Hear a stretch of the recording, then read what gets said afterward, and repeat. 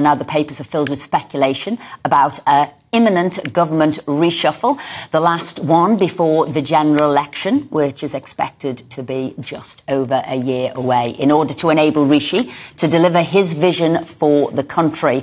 Mutterings and briefings to the media abound of who'll stay, who'll go and who can't be removed, as well as how to keep the left and the right, the red wall, the blue wall and the backbenchers on board.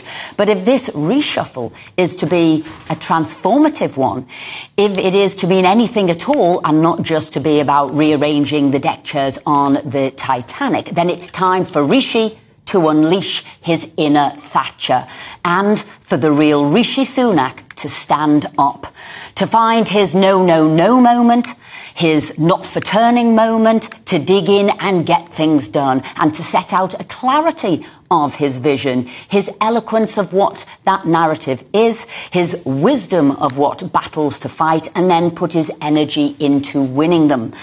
Maggie's 1979 manifesto was to restore the health of our economic and social life by controlling inflation and striking a fair balance between the rights and duties of the trade union movement, to restore incentives to hard work, to support family life, raising standards of education, concentrating the welfare system on supporting the old, the sick and the disabled and those in real need. This could well be Rishi's manifesto for the next general election too.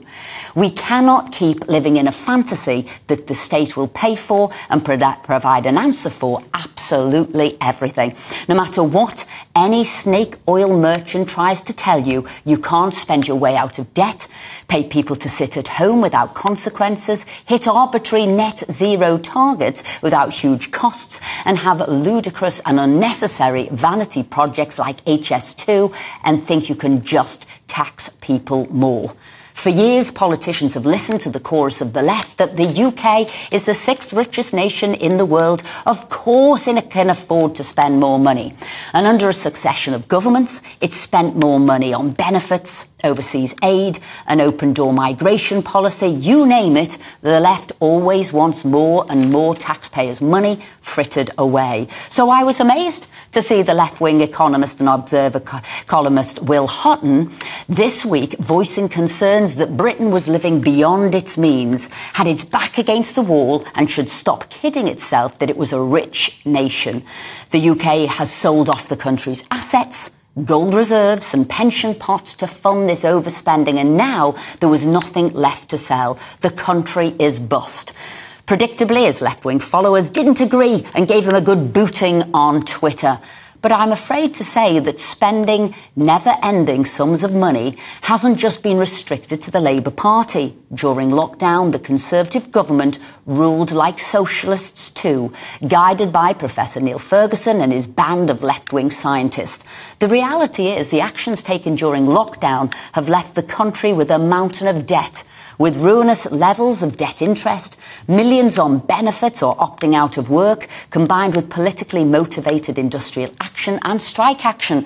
The moral of the story is, if you run a country like a socialist, you will pay the consequences of socialism. As Lady Thatcher said, the problem with socialism is you'll always run out of other people's money, and we are living proof of that. The country needs Rishi to show more of that Thatcher steel, to give the country some home truths about what the country can't afford and the hard work needed to get this country back on track, about discipline and fair play.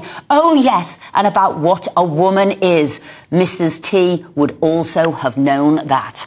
Rishi can certainly take some comfort from the economic news this week. Inflation fell again down to 6.8% from 7.9%, and growth forecasts were up for the last 2 quarters, unlike Germany, which has sunk into recession. Rishi needs to go for growth. He needs to relax the net zero targets and, by doing so, lower energy costs for companies and households.